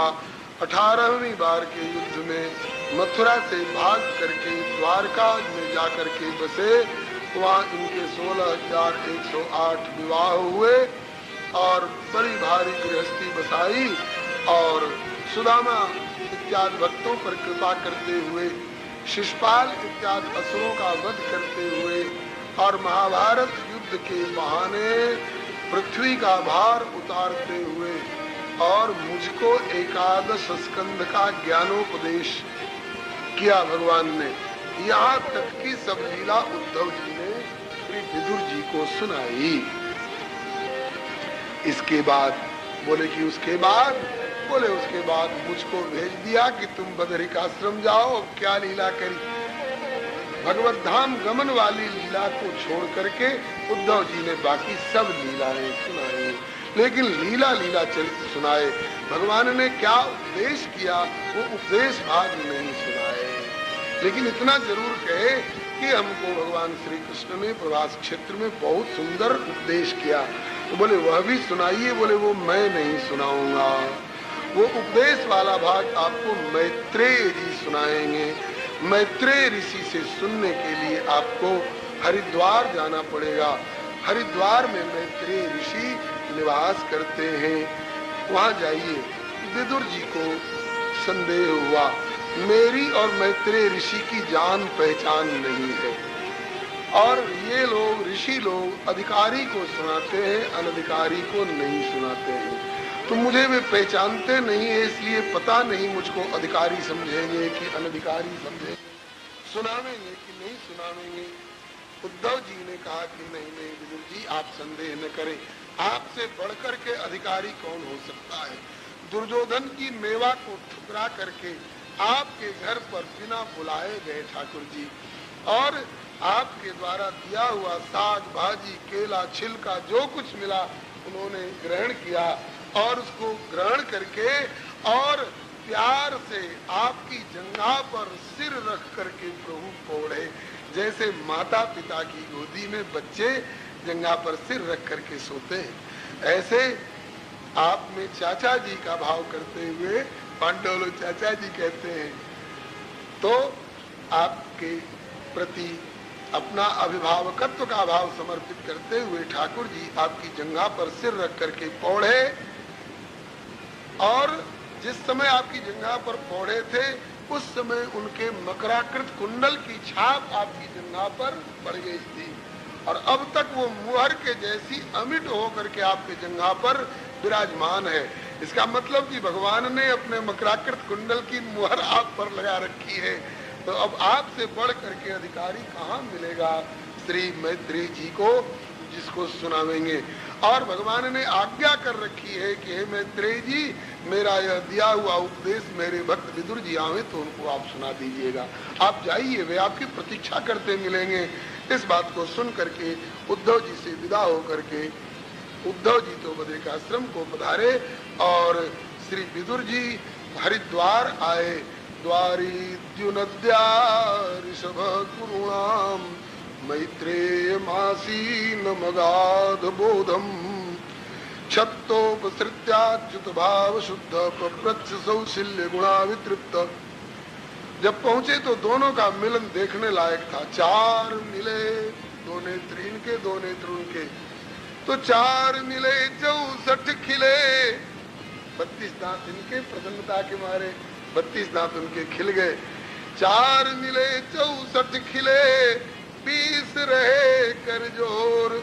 सज्जन से सज्जन मिले तो हर्षे 7 करोड़।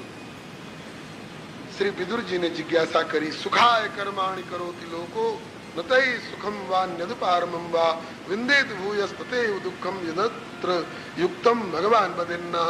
भगवान जीव इस संसार के जाल में पड़ा हुआ कर्म करता है सुख पाने के लिए, लेकिन सुख पाने के बजाय दुख, चिंता, उलझन और बंधन प्राप्त करता जाता है।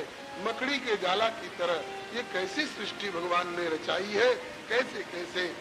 इसी प्रश्न पर अब श्री मैत्रेय जी ने उनको उन सारी पिछली बातों को भी दोहराया है। अब इनके लिए तो प्रथम बार ही कहना माना जाएगा, लेकिन जो अभी आप सुन चुके हैं कि एकमात्र आदि पुरुष अविनाशी भगवान नारायण से ही मूल प्रकृति से महतत्व, महतत्व से अहंकार तत्व, अहंकार तत्व के 3 टुकड़े, सात्विक अहंकार, राजसिक अहंकार, तामसिक अहंकार। सात्विक अहंकार से इंद्रियाधिष्ठात्री देव और मन, राजसिक अहंकार से पंच कर्मेंद्री, पंच ज्ञानेंद्री, तामसिक अहंकार से आकाश, आकाश से वायु, वायु से अग्नि, अग्नि से जल, जल से पृथ्वी, पंच महाभूत और पंच तन्मात्रा, शब्द स्पर्श रूप रसगंध इत्यादि का प्रादुर्भाव हुआ। और भगवान ने इनको फिर अपने संकल्प से मिश्रित करके ब्रह्मांड का सृजन किया। तत्त इंद्रियाधिष्ठात्र देवताओं को तत्त इंद्रियों में प्रवेश कराया, चेतना नहीं आई। हृदय भाग में स्वयं प्रवेश किए तो उस ब्रह्मांड में चेतना आई। ना उनके संकल्प से नाभि से कमल उत्पन्न हुआ, कमल पर ब्रह्मा प्रकट हुए। ब्रह्मा को इस प्रकार से अपने स्वरूप का बोध करा करके और रचना की आज्ञा दी। अब इसके बाद इतनी तक आप सुन चुके हैं। इसके बाद आज्ञा पाकर ब्रह्मा जी ने कैसे कैसे सृष्टि रचाई, उसका आगे वर्णन श्री मैत्रेय जी विदुर जी को सुना रहे हैं। भगवान से आज्ञा पाकर के ब्रह्मा जी ने सर्वप्रथम 5 प्रकार की अविद्या की सृष्टि करी। कौन कौन? तामिश्रम, अंध तामिश्रम, तमो मोहो महातमा। और फिर अविद्याजन्य सृष्टि की रचना करनी प्रारंभ करी।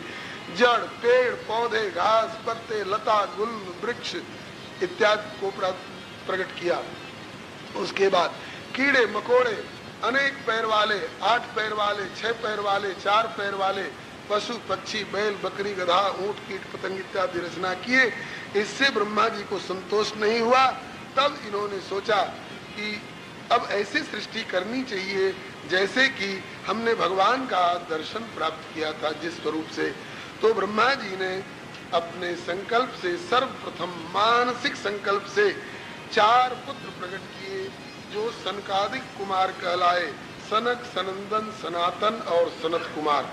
इनको प्रकट करके और आज्ञा किए कि बेटाओ तुम लोग भी सृष्टि के रचना और विस्तार में लग जाओ। ये चूंकि भगवत अवतार थे और अखंड ब्रह्मचर्य का आदर्श प्रतिष्ठित करने के लिए अवतरित हुए थे, इसलिए सनकादिकों ने सृष्टि रचना में प्रवृत्त होने से इनकार कर दिया।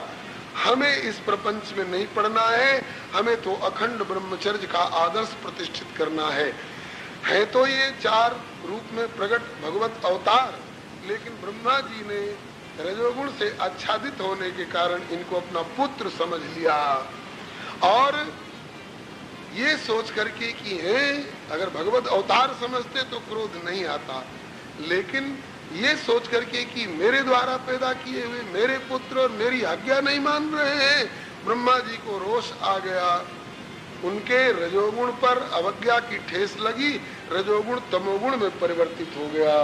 और ये इसमें भी भगवान की इच्छा थी, क्योंकि तमोगुण को स्वीकार करके भगवान एक रूप में और प्रकट होना चाहते थे, भगवान रुद्र के रूप में। सो ब्रह्मा जी का वह तमोगुण वो क्रोध के रूप में प्रकट हुआ। उनकी भ्रिकुटी के मध्य भाग से एक नील लोहित वर्ण का तेज प्रकट हुआ, और जहाँ तेज वो पृथ्वी पर आया, उसी समय में नील लोहित वर्ण के एक बालक के रूप में प्रकट होकर के रुदन करने लगा और बोला, नामानि कुर्मे धातः स्थानानि च जगत गुरु। हे जगत धाता, आप कृपा करके हमारा नाम बताइए, हमारे लिए स्थान बताइए, काम बताइए। तो ब्रह्मा जी ने कहा, यदरोदे सुरश्रेष्ठ सोद्वेग बालक ततस्त्वाम अभिदास्यन्ति नामना रुद्र इति प्रजा। तुम प्रकट होते ही बालक की तरह रुदन करने लग गए, इसलिए तुम्हारा नाम होगा रुद्र। वैसे रुद्र शब्द का दार्शनिक बड़ा सुंदर अर्थ है। रुद्र दुखम द्रावयति इति रुद्र, शरणागत के दुख को द्रवित करके, पिघला करके समाप्त कर देते हैं, इसलिए इनका नाम रुद्र। बोले, ब्रह्मा जी ने कहा कि तुम्हारे लिए 11 स्थान देता हूँ, 11 रूप से 11 पत्नियों के साथ में सृष्टि के विस्तार में, प्रजा विस्तार में लग जाओ। भगवान रुद्र भी नहीं चाहते थे सृष्टि के विस्तार के प्रपंच में पड़ना, लेकिन सनकादिकों की तरह साफ इनकार नहीं कर सके। इन्होंने सोचा कि आज्ञा तो पालन कर दूं, लेकिन ऐसी रचना करूं कि ये स्वयं मना कर दे। तो भूत, प्रेत, बेताल, कुष्मांड, डाकिनी, शाकिनी, पिशाच इत्यादि की रचना करने लग गए। और इनके रचे हुए जो भूत, प्रेत, बेताल, कुष्मांड, पिशाच, डाकिनी, शाकिनी इत्यादि, ये सब ब्रह्मा जी की रची हुई सृष्टि के अन्य प्राणियों को पकड़ पकड़ के खाने लग गए। ब्रह्मा जी ने कहा कि रचना कर रहे हो कि संहार कर रहे हो? तुम संहार के देवता मालूम पड़ते हो। अलम प्रजा भी सृष्टा भी, भर गया हमारा पेट, ऐसी प्रजा की जरूरत नहीं है जितनी रच चुके हो, इनको अपने नियंत्रण में रखो। तो शंकर जी ने उनको अपने नियंत्रण में रखा, वे ही शंकर जी के गण हुए। बोले, आगे हमें क्या करना है? बोले, भजन करो। तुम संहार के देवता मालूम होते हो, जब सृष्टि के संहार का काम आवे तो संहार करना अपने तांडव इत्यादि के द्वारा। तब से शंकर जी ज्यादातर भजन ही करते रहते हैं, और जब संहार की लीला करनी होती है तो तांडव इत्यादि के द्वारा संहार लीला करते हैं। इसके बाद ब्रह्मा जी ने अपने अंग अंग से कई ऋषियों को प्रकट किए। 9 मरीचि, अत्रि, अंगिरा, पुलस्त, पुलह, क्रतु, भृगु, वशिष्ठ, दक्ष, और 10वां तत्र नारदा, 10वें नारद जी को। अब तक सांकल्पिक सृष्टि होती रही संकल्प से, लेकिन ब्रह्मा जी ने सोचा कि इस तरह से सृष्टि का शीघ्र विस्तार नहीं होगा। प्रभु चाह रहे हैं अभी शीघ्र विस्तार हो, इसलिए अब दाम्पत्य जीवन के द्वारा सृष्टि का विस्तार होना चाहिए।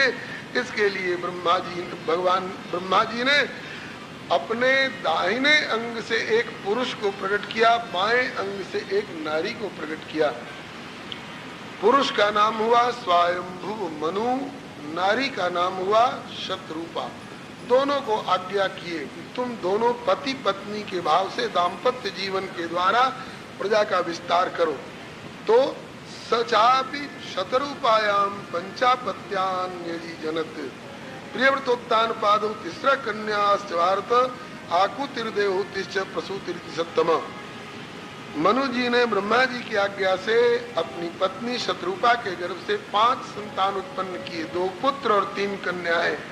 2 पुत्रों के नाम है उत्तानपाद और प्रियव्रत, जिनका वर्णन आप 4थे और 5वें स्कंद में श्रवण करेंगे। 3 कन्याएं हुई आकुति, देवहूति और प्रसूति। इनके वंश का वर्णन इस 3रे और 4थे स्कंद में आप सुनेंगे। हाँ, इधर एक घटना घटी। मनु जी ब्रह्मा जी की आज्ञा अनुसार प्रजा की वृद्धि तो करने लग गए, किंतु इस बीच में घटना ये घटी कि आदि दैत्य हिरण्याक्ष ने पृथ्वी को उठाकर ले जाकर रसातल में छिपा दिया।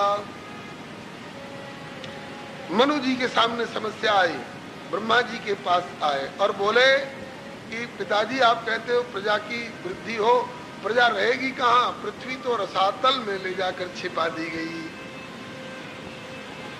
ब्रह्मा जी ने इस समस्या का हल करने के लिए भगवान को याद किया। उसी समय ब्रह्मा जी के नासिका विवर में से एक छोटा सा कोई प्राणी निकला। वो अवतार है भगवान का। पहले निकले तो छोटे से रूप में, बढ़ते बढ़ते इतना बढ़ गए कि आकाश पाताल सब इनके श्री अंगों में दिखाई पड़ने लग गए। ये श्री बराह भगवान है। बोलिए श्री बराह भगवान की जय। देवताओं ने फूलों की वर्षा करी, जय जयकार करी, ऋषियों ने इनकी स्तुति की। हे प्रभु, आप यज्ञ स्वरूप हो। फिर बराह भगवान ने आदिदैत्य हिरण्याक्ष का वध करके और पृथ्वी का उद्धार किया और लाकर के पुनः प्रतिष्ठित किया। बहुत लोग शंका करते हैं कि जितने दिन तक पृथ्वी रसातल में छिपाई गई थी तो ये सृष्टि फिर ये तो डूब गई होगी। तो कहते हैं कि रसातल एक अलग लोक है।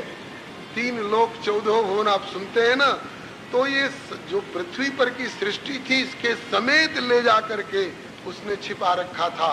और अगर मान लीजिए डूब भी गई हो पृथ्वी तो ऊपर के लोग तो सुरक्षित थे, भूवर लोक, स्वर्ग लोक, महर लोक, जन लोक, तप लोक, सत्य लोक।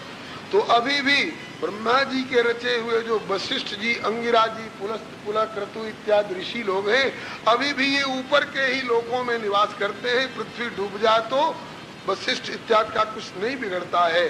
और अगर मान लीजिए पेड़ पौधे, कीड़े मकोड़े एक बार डूब भी गए तो जैसे बाढ़ के दिनों में बाढ़ प्रभावित क्षेत्र के घास पौधे सब डूब जाते हैं, बहुत से नष्ट हो जाते हैं, लेकिन फिर बाढ़ उतर जाने के बाद ब्रह्मा जी के संकल्प से फिर नए उत्पन्न हो जाते हैं। इसलिए इस शंका की कोई गुंजाइश नहीं है। अब श्री विदुर जी मैत्रेय जी से एक जिज्ञासा करते हैं कि भगवान, हमसे कोई कहे कि इस मकान को, इस मोहल्ले को ले जाकर कहीं छिपा दो, तो हम इसको नहीं उठा करके कहीं ले जा सकते हैं। और इतने बड़े बड़े पर्वत, वृक्ष और जंगलों से युक्त सारी पृथ्वी को उठाकर ले जाना और रसातल में छिपा देना, ये सबके वश की बात नहीं है। यह हिरण्याक्ष कोई बहुत पराक्रम पूर्ण व्यक्तित्व वाला व्यक्ति रहा होगा। इसमें इतनी ताकत कहां से? तब जाकर के श्री मैत्रेय जी सुनाने लग गए कि हे विदुर जी, ये अभी जो हिरण्याक्ष बन करके आया है ये साधारण व्यक्ति नहीं है। ये तो भगवान नारायण के नित्य धाम वैकुंठगत उनके द्वारपाल जय और विजय नाम के 2 उनके पार्षद, भगवान के पार्षद भगवान के समान ही पराक्रमी होते हैं। तो बोले महाराज, जब पार्षद थे इनका नाम जय विजय था, तो फिर ये हिरण्याक्ष कैसे बन गए? बोले कि द्वारपाल हरि के प्रिय 2 जय अरु विजय, जान सब को विप्र शाप ते दूनों भाई, तामस असुर देह 3 पाई, कनक कशिपु अरु हाटक लोचन, जगत विदित सुरपति मदमोचन, विजयी समर वीर विख्याता, धरि बराह बपु एक निपाता, कोई नर हरि दूसर पुण्य मारा, जन प्रहलाद सुजस विस्तारा। भगवान, ये विप्र श्राप कैसे लगा? जय विजय को वैकुंठ से गिर करके नीचे असुर कैसे बनना पड़ा, ये प्रसंग में जानना चाहता हूँ, कृपा करके सुनाइए। तब श्री मैत्रेय जी सुनाने लग गए विदुर जी की इस जिज्ञासा पर। थोड़ा और पहले से गुरुदेव किसी पुराणांतर से उदाहरण लेकर के बताया करते थे। भगवान की स्वयं इच्छा हुई कि मैं अवतार लूं। किस लिए? जीव हमारे अंश है, भटकत जगत मझार, बने बहानो अस्कछु लूं भूतल अवतार। भव प्रवाह में पड़े हुए जीव हम मुझ तक नहीं आ पाते हैं। मैं तो इन जीवों के पास जाकर इन्हें उठा सकता हूँ, गोदी में ले सकता हूँ, इनका उद्धार कर सकता हूँ।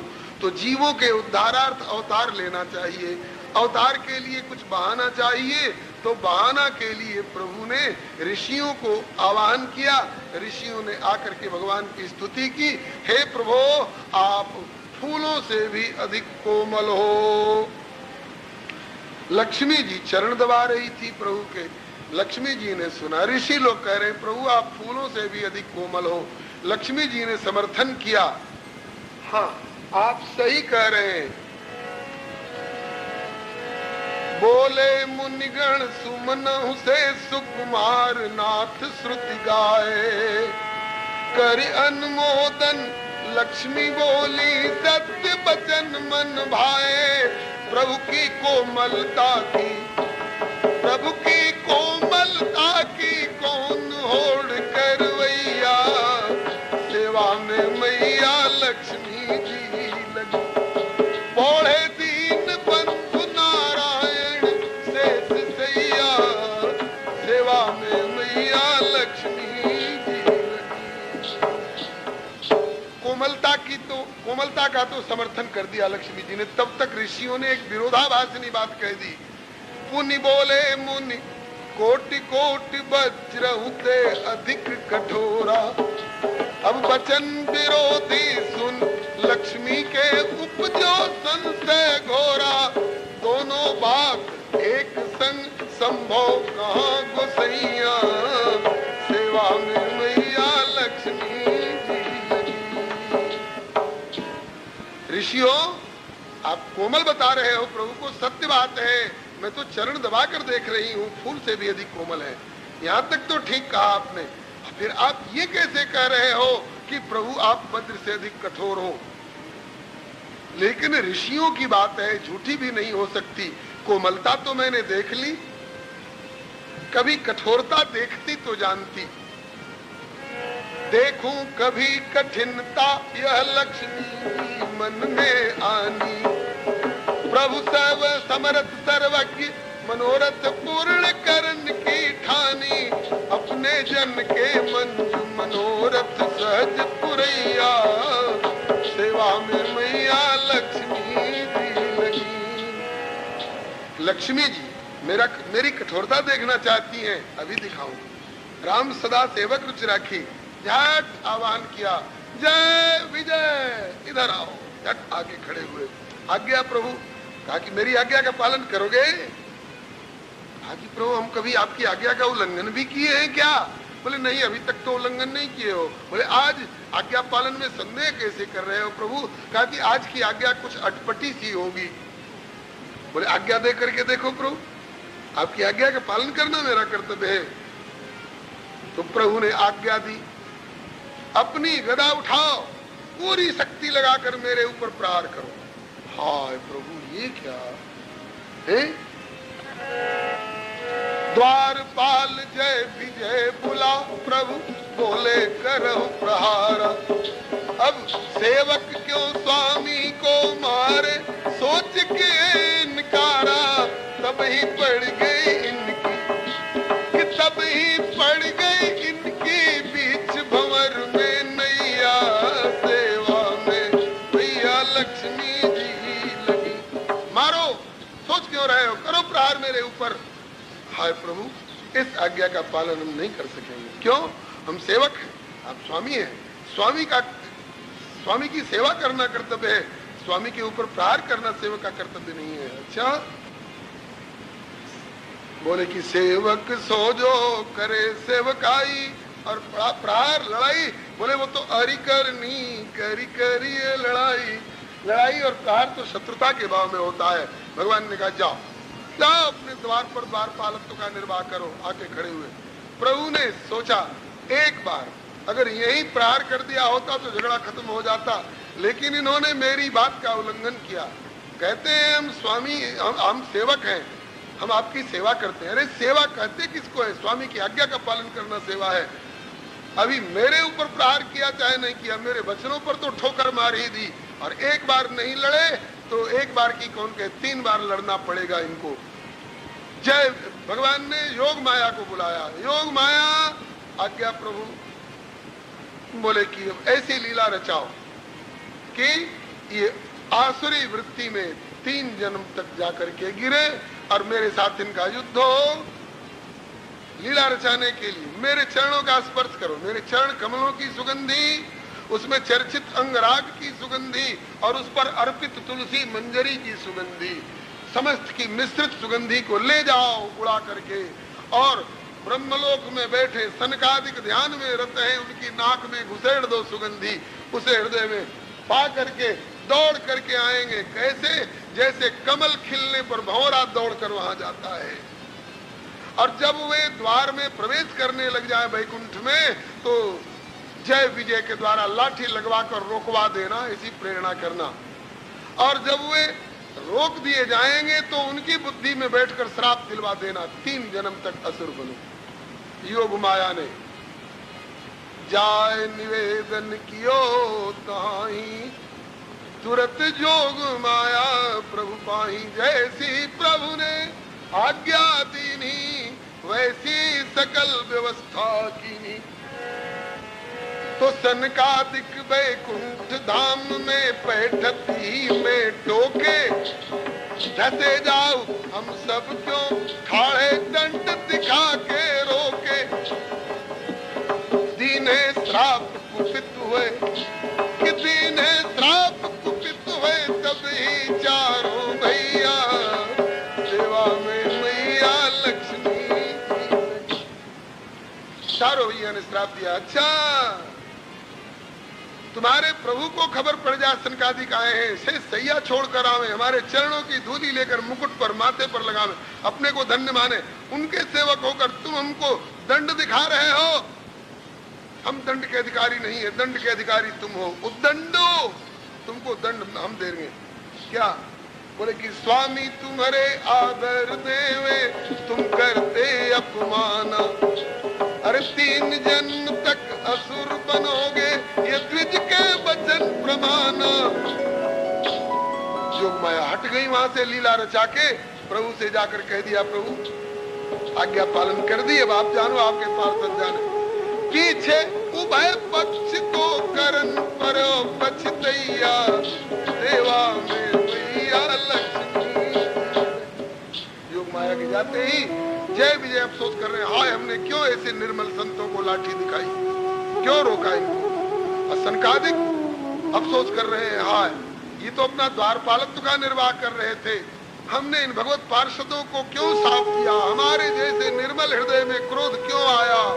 तब तक बाहर आकर प्रभु जी बोले, ऐसी मेरी इच्छा, याही में हित निहित जगत को मिले विविध विधि शिक्षा, और लीला रस की धारा बहे भक्त सुख दैया, सेवा में मैया लक्ष्मी जी लगी।